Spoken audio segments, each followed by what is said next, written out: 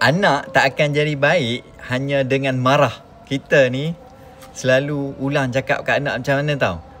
Jangan degil. Dengarlah cakap. Berapa kali nak cakap?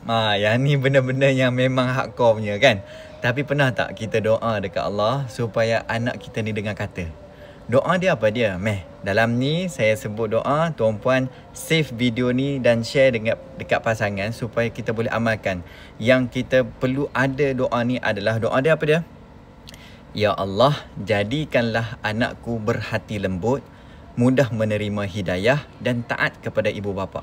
Doa ni salah satu daripada 100 doa dalam e-book yang saya kumpulkan khas untuk ibu bapa.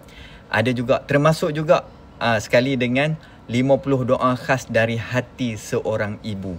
Ada juga doa istighfar paling agung yang dijamin syurga. Dan ada lagi zikir pagi dan petang sebagai pelindung keluarga.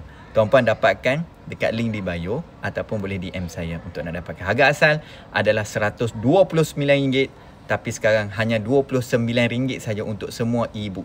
Doa yang saya sebut tadi, ibu bapa perlu ada. Bahasa Arab dia apa dia?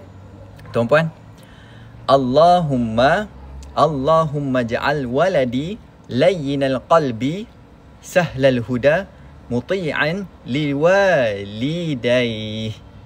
Muti'an liwalidayh. Amalkan doa ni. Alright? So dapat satu dekat sini, kongsikan dengan pasangan. Dapat?